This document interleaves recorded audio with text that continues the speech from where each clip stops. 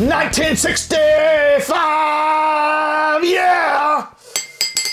Wow! Little white zombie to start off the movie review. Little thunder kissing for the Thunderbolts. Why do I feel like I'm in WWE promoting a new fight or something like that? Whoa! We're here! Hulk Hogan, you ain't got nothing on me next week in Memphis, Tennessee. You're going down with a little thunder kissing. But, oh well. We're here to do the Thunderbolts review, and we are the Cult Lords. Thanks for stopping in. If you're new to the channel, please hit subscribe, hit like. Tell us down in the comments, did you like Thunderbolts? Marvel's newest Asterisks and asterisks. An asterisk. Yeah, we'll talk about what that asterisk means a little bit later on. Dane, you and I went and saw this in the theater last week. It was week 2 of it being out, and it still was the #1 movie for the week. It was still pretty packed in there in our theater. I would say it was about 80% packed. Yeah. So, and it was it was Friday, right? So no, one Friday. It was Thursday. Oh, yeah, that's right. If you're new to our channel, one of the things we also like to do is have a little drink when we do our movie review. Dane, what are we drinking this week? Well, I figured this movie had a lot of hard truths, so we're doing toasted coconut rum cream. Toasted coconut rum cream? Because everyone was so sickly sweet in this. They were all buddy, and so I was like, well, this just seems right. Hard truths and some nice sweet cream. This looks like the cream. This is Brown County, Indiana. Put it up there with Stella Rosa. The romantic evening. Wow. Very, very sweet, but it's good stuff. It is good stuff. This needs to be mixed, though, with something. Toasted coconut rum cream, handcrafted. Courtesy of this dude, 15% by volume. So good stuff. Nice, tasty if you want to. It's probably more of a wintry drink, but. Yep, it is. It's tasty. Good, though. It is tasty. So, all right, tell us down in the comments what you're drinking right now as you watch this. Maybe you got water. Maybe you got Gatorade. Maybe it's the weekend. You've cracked open a Heineken, a Stella. Carnation breakfast drink. There you go. For our early morning folks. Yeah. Just tell us what you're drinking. All right. Dane, before we get into this movie review, we always like to get the pulse of the nation. Yes. Understand what the zeitgeist out there feels about this movie before we just divulge our scores. So, have you stayed away from the Rotten Tomato scores? As much as I possibly could. Okay. So, I hope that's a yes. Yes. Okay. What do you think the critics have given this? Well, critics have usually been pretty harsh on these movies, so I'm going to say like 86.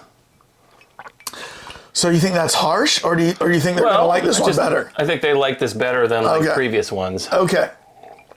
86 for the critics. What do you think the fans have given this? 92. 92. Sometimes I can tell what your score is going to be by what you're guessing everybody else is going to be.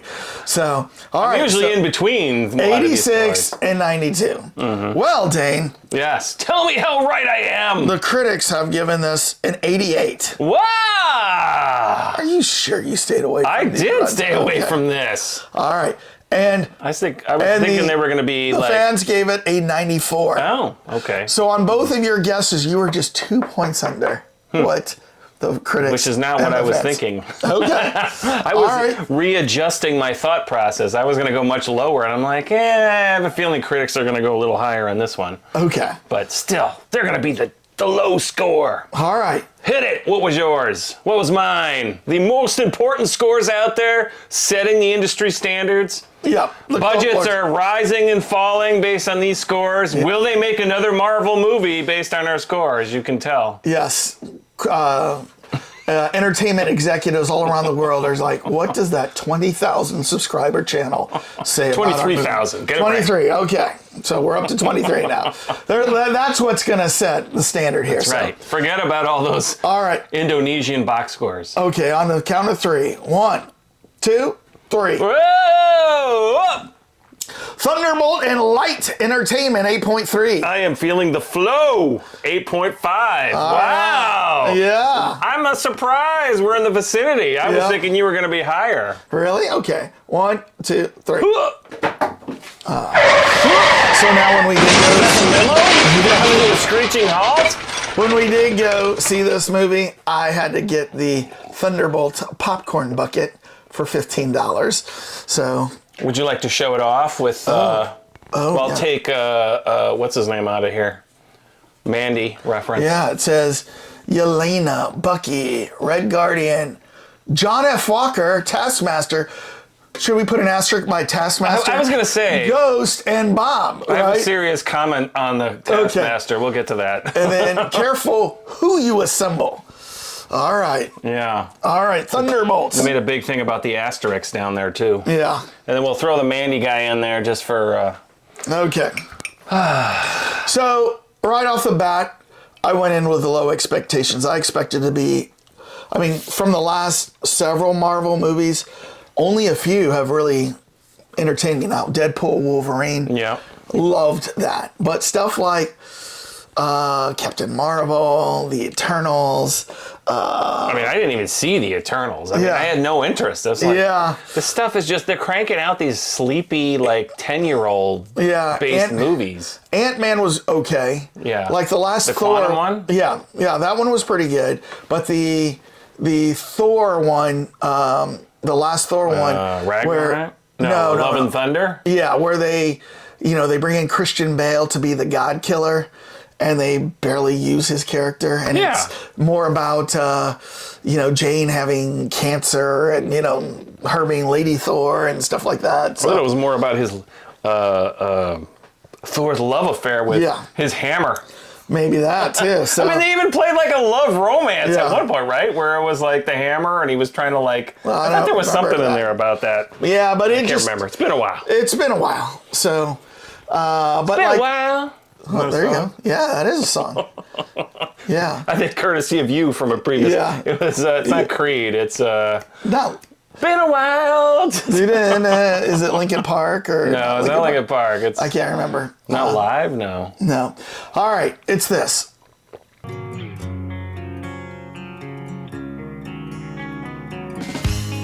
been a while. All right. So yeah, I mean, I went in with low expectations. Yeah. And this thing exceeded my expectations, right?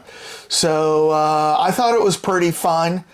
And it was cool to see a bunch of heroes who really don't have superpowers. All of them are altered or like self-made. You know what I mean? I mean, John Walker maybe a little bit, has a little bit of superpowers. He's able to jump way up, but not high enough in that chasm. And it's not like, what's the shield he has? I mean, that was like a joke that they had in there. The shield gets crushed, and then he's like running around with it still. Like, I don't think that's vibranium. What was the point of that? I don't think that's vibranium, but I think... Does that mean you can pound it out? I think he's a disgraced second-rate Captain America. So I don't think that's a vibranium shield. I mean, I think in Marvel, in the comics, like Captain Shield was gifted to him, like by Black Panther and the nation of Wakanda or something like that, right? Which I never knew. Was that...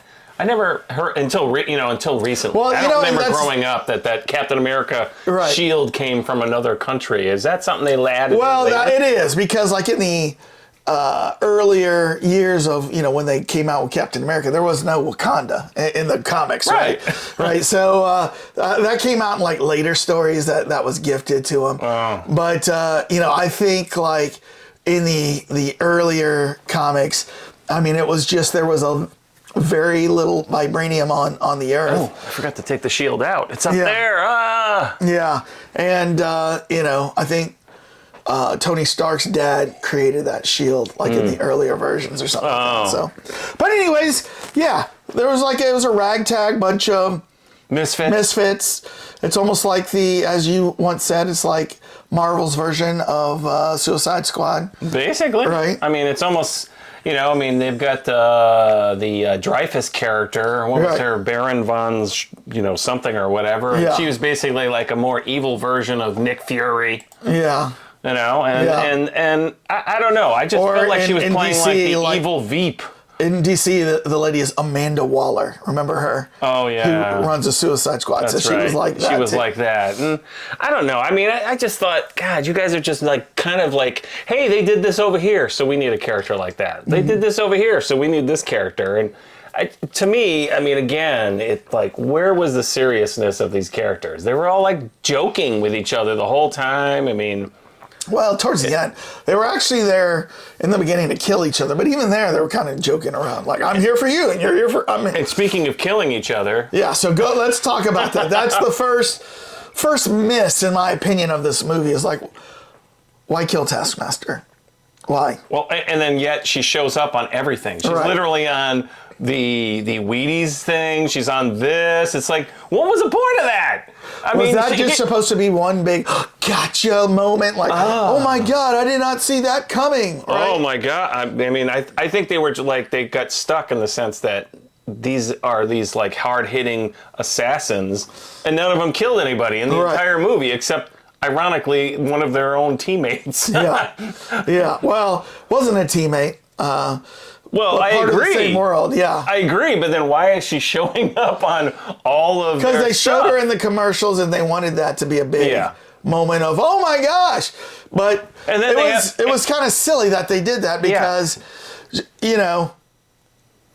I think they needed to add some seriousness. I guess like, what are we going to do? We can't have him kill Sentry. Well, then you know what? They should have killed Taskmaster once they were going after the bad guy. I mean, ultimately, Sentry probably should have killed. Well, see, the problem is that even the guy who was the bad guy, Sentry, ended up being a good guy. He was just misunderstood. Mm-hmm. You know, But by the way, did you recognize her? I don't know. Remember if they showed her face? Olga. She's from James Bond. She was one of the Bond girls. Yeah. It was like they bring this heavy hitter Bond girl, and then she gets shot in the head like super simply. Like, in the first 10 minutes of the movie. I mean, it didn't make any sense. And you know what? Like, nobody really felt bad. Like, even like after they all bonded, you know, like, I guess Ghost did ask, so what was she like? You know what I mean? Was she nice? And then Yelena goes, well, she had problems too. You know what I mean? Like, everybody has problems. Right. And then they brush that off and they move on. Right. So, but I still don't understand why they made such a big thing about her on all the stuff. Like, they're like, oh, we feel bad for her. Because she was never part of the group. That's the stupid thing. She was definitely never a Thunderbolt. She didn't make it to the time that they had to help each other. I mean, maybe, and you know what? Maybe that's the Asterisk too, minus Taskmaster. Yeah, minus Taskmaster. She had fulfilled her last task. Actually, she didn't. She missed out. She did not master her last task. So she's taskless, master. Don't check that box. Yes.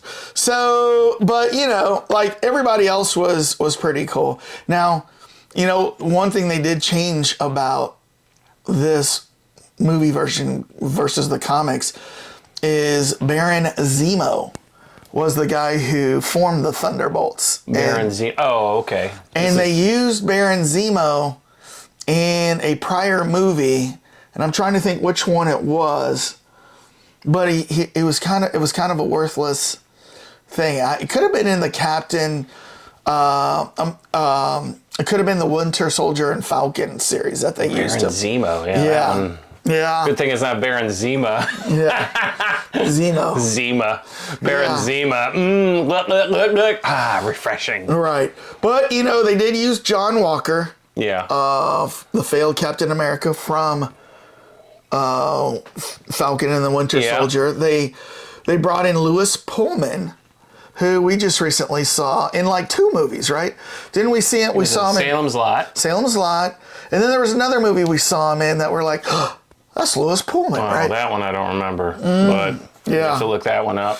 Yeah. But yeah, I mean, the actors were all top notch. I mean, Florence Pugh playing that character. Yeah. But it was just still, once again, you know, there was just too much like, hey, everybody, lighthearted, we're getting shot at, everyone's getting, you know, thrown around and yeah, and yet we're not really superheroes. I mean, when Sentry knocks that giant piece of the building down and they all are like, oh, let's save this woman, and I'm like, you need like everybody to hold it up. I mean, you don't have any superpowers over there. I mean, it doesn't make any sense. They don't have any superpowers, but I mean, like, it seems like Captain America alone could have held that, right?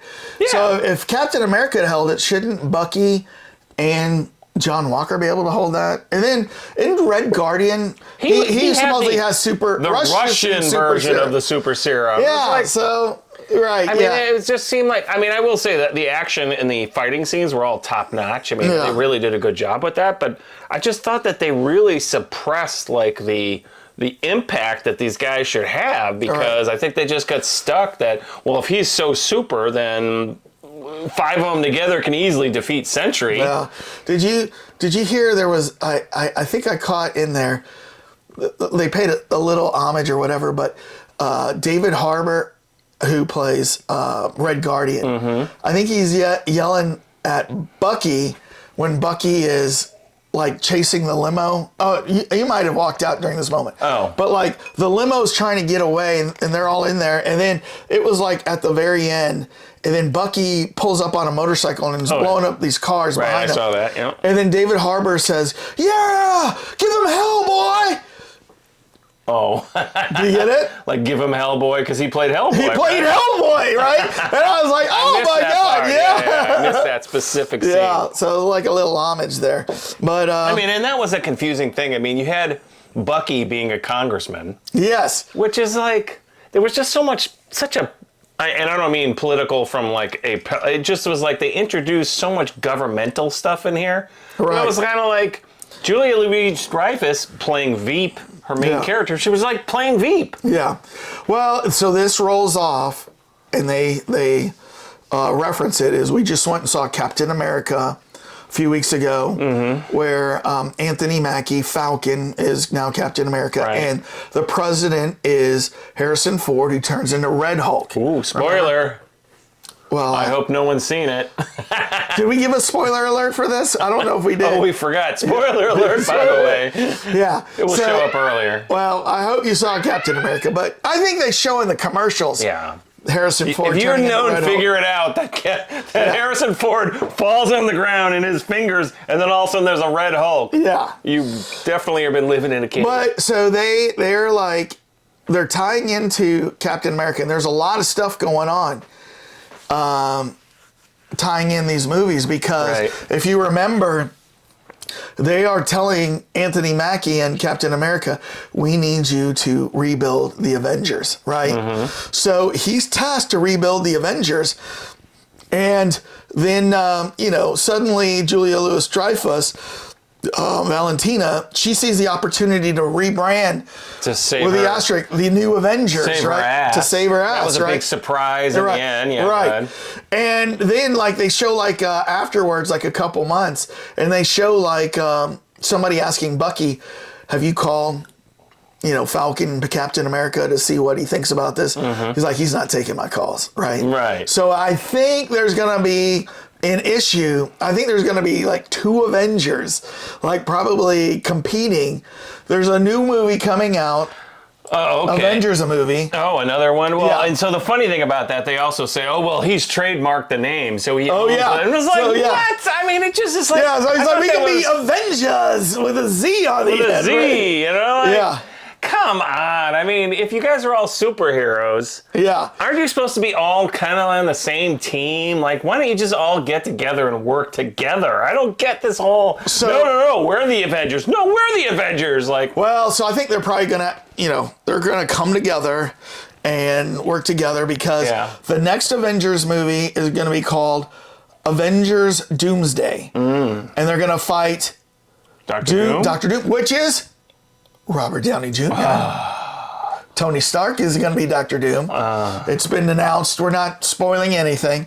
But when you look at the cast for the next Avengers, it's Reed Richards. So, Fantastic Four, Sue Storm. But then it's Bucky Barnes, Sam Wilson, Thor, Shang-Chi.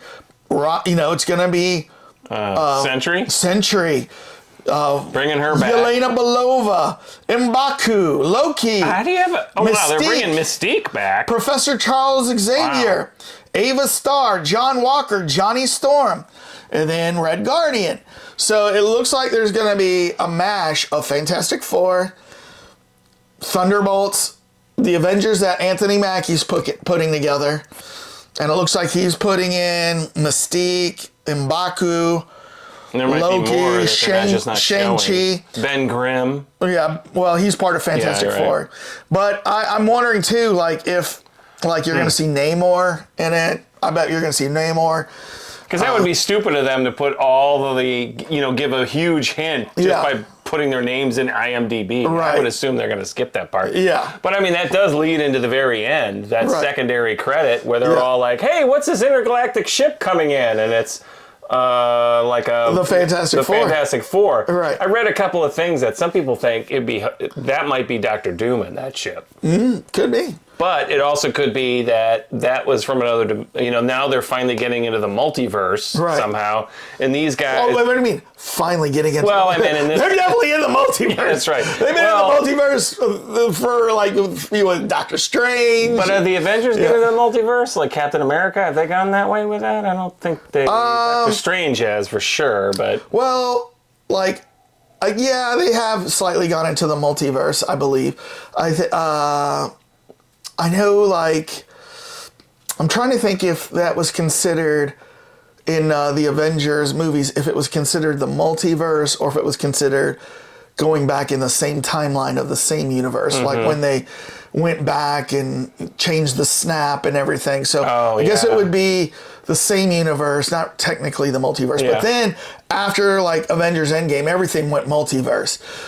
Spider-Man went multiverse, bringing in the other Spider-Man. Doctor Strange went multiverse.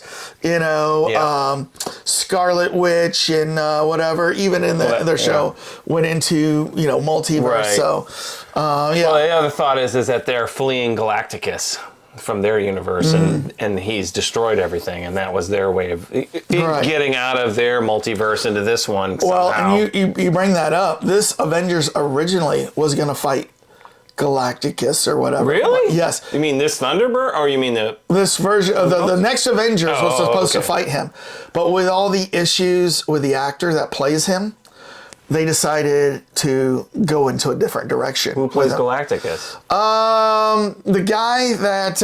another guy who's a villain? It was in Ant-Man, in the quad. Oh, that's Kang. Oh, Kang. That is right. Galacticus, yeah. Yeah, but you know what? They mentioned Galacticus in that. Yeah, I'm thinking Kang. But no, I think he was supposed to fight... They were supposed to fight Kang. They were going to do this big build-up where the Avengers fight Kang. And then with the actors' issues, they decided to go to Doctor Doom. Oh, so, okay. Sorry, I was mistaken. It was Kang, not Galactus. Fine. So we all get this wrong. It's so hard to keep track of it. It is hard to keep track of it. Unless you're basically typing it all out manually yourself. Yeah, but I did find it fresh. I did find it interesting. This version of Marvel, and I have to say I didn't feel anything was kiddie. Made for the kiddies. Well, my only, like I said earlier, it just it was just nonstop joking the whole time. I mean, here, there was the element of doom. I mean, I thought when they brought in Sentry, and then all of a sudden Sentry's zoom, killing. You think they're killing people, right. And then you find out, no, he's just putting him into some kind of subconscious, psychological, whatever they grew up with, torture type thing. Well, he was putting him into a different dimension. I guess, yeah. I mean, so, like that. And so, but it's well, they're not dead though. But they're not dead. But I kind of thought at first, it was going to go that way. And I'm oh, they're getting serious now.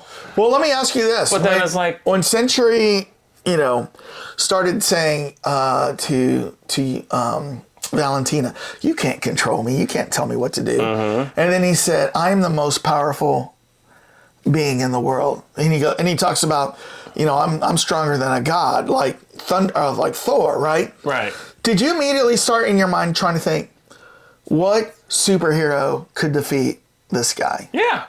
Who did you come up with in your mind? Superman. It's DC. I was like, what the? So he is actually made to look like a Superman. Thor, it's going to be somebody that's ultimately super powerful, not 5 guys who barely have powers. I mean, well, it's not going to be any of the Thunderbolts, right? Yeah. But I was trying to think of Captain Marvel. Her abilities probably, and she's considered the top tier, one of the most powerful ever. Yeah. And then so is Scarlet Witch and Doctor Strange, they're with their magic. They could do something, yeah. They could take him on, possibly. But they never really explained the whole, like, where did he get the power to go the void? Where, like, people are literally, like, they're, whoop, and their shadow burns in the thing, and they're... It was some sort of government experiment. No, he was given the super serum, which, remember, didn't work for anybody. They didn't know it worked for anybody, but somehow with him and his background, what he was exposed to, then his mental issues, it worked on him. But then it worked on him in a different way than expected. And so that's why he became this like dark character. You know what I mean? And boy, did they make him dark, right? Well, and never mind the fact that, it was really easy to kill switch him. Right. I mean, like, what's the kill switch? Well, that whole interchange between the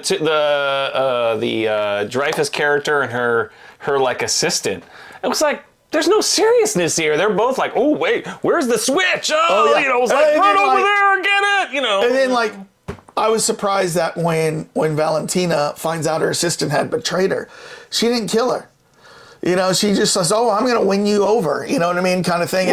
And then when she like helps her, she goes, "See, I won you over." I'm like, if she was really really evil, she would have killed her. I know. Yeah. I mean, and that's. I mean, she had no problem killing the Thunderbolts and having them go in and kill each other. Right. We were going to wipe up loose ends. But these assistants are so hard to find. Yes, I know. Who can make a good cup of coffee in a time of stress like this assistant, right? She never gets my dry cleaning wrong. Yeah. I was like, it didn't make. I mean, it was kind of like, well, we don't want to kill that character, so let's just make him like buddy, but. I don't know. I mean, that was that whole particular, the dynamic between her and a lot of her characters. Never mind the fact she works for the U.S. government. She's afraid she's going to get impeached, but yet somehow she has all this power. Like, what? I mean, it's funny is all the other supervillain heroes, supervillains, they're not afraid of being impeached. If they want something, they go get it. And I don't know, maybe she feels like she's got to use the government to. But if she was really a resourceful person with connections, she doesn't need the U.S. government. Yeah. Right? She can just be a baddie on her own. Right. I mean, that's the whole thing when the CIA, we've seen so many movies where the CIA is doing all these secret background things, and you find out, I don't know, how many Harrison Ford movies have there been? Executive Decision or, Equalizer. Yeah. Equalizer. Just stay in the Marvel universe. I know. Just stay in the Marvel universe and think about like the general Ross. Yeah, the general in like Robert Redford's character in Captain America. So I'm going to ask again. Why was he there? He told me not to trust anyone. He was Alexander Pierce in Winter Soldier, and then he was also in Endgame too. Yeah. But like Man, I forgot about that. He was running like shadow ops, and they ended up. They thought killing Nick Fury, although Nick survives. But then you can even talk about another entity in Hydra? Hydra. Yeah, Hydra, which had infiltrated, the government. So if Valentina wanted to put together another Hydra or whatever, or be outside the government, she could have done that. So I know. Yeah. I mean, to your point, your favorite movie is Endgame, right? That I think had a serious element of seriousness to it that this didn't. I mean, it just still once again everything was. It's hard to keep. Doing things where like the Earth is in peril over and over. Yeah. Maybe in this next Avengers movie with the introduction. I mean, okay, so you're gonna before the Avengers game. There's gonna be this Fantastic Four movie, right? And then I don't know if there's any movies. I'd have to see the Marvel, phase timeline, but. I don't know what other Marvel movies come out before the next Avengers game, but they're going to probably introduce Doctor Doom, as a big threat, and then all the Avengers are going to have to assemble to take him down. So, plus the Fantastic Four, right? With the four, right? Yeah. So yeah, we'll see. We'll see how it turns out. But just to kind of finish up on Thunderbolts, I thought it was entertaining. I was never bored. I was always entertained. Did question some things. It could have been It could have been higher rated if they didn't do certain things like kill Taskmaster or, or make the limo such a big thing. It's like, of all the things in the movie, the limo is the big thing. No, it's not the big thing. Well, that you can get a bucket over. Yeah. The limo bucket. Yeah. But, I mean, I thought it was good. I mean, I would recommend it. It could have been so much better. That's my point. I won't say so much better. It could have been better. Yeah.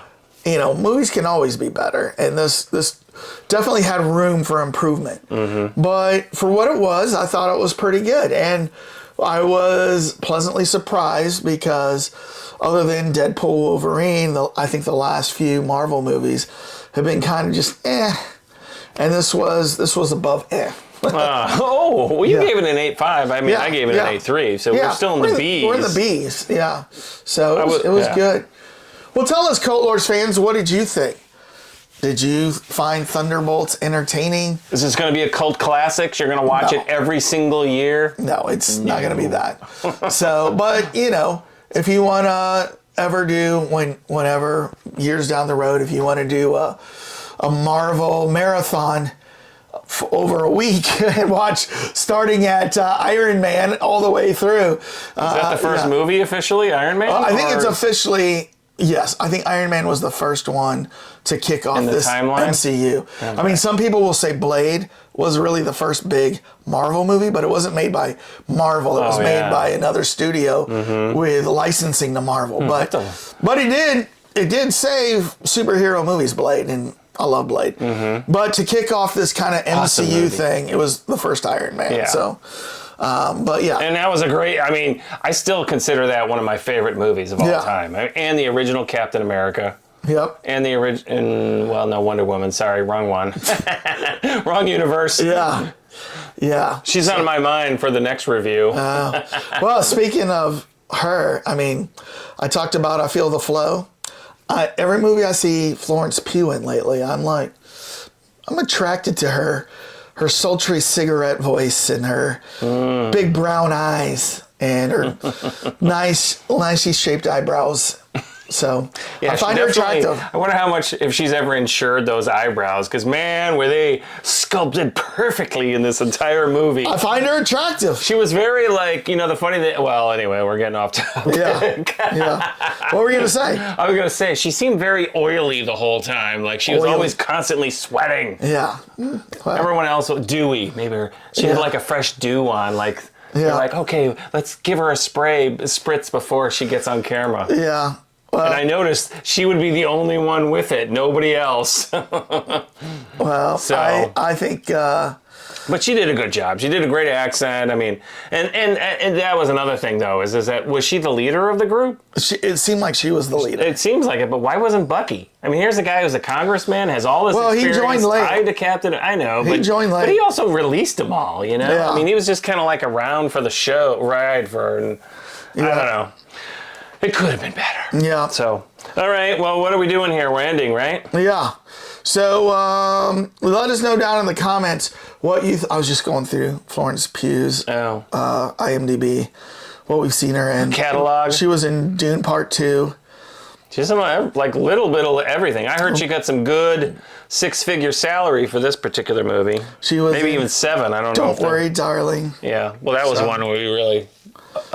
put a lot of like that movie a lot. She was in Midsommar, which, Dane, I'm telling you, you tell me about this every time. Midsommar, gotta see that. It's a really freaky movie. But yeah, so tell us down in the comments what you thought of this. Did you think the same thing that we did? Did you think it was better than we did? Did you think it was worse than we did? Tell us what it was on your scale. And then do that right after you hit subscribe and like. And Dane, how do you want to get us out of here? Peace out, everybody! Cutler's out! Asterisks!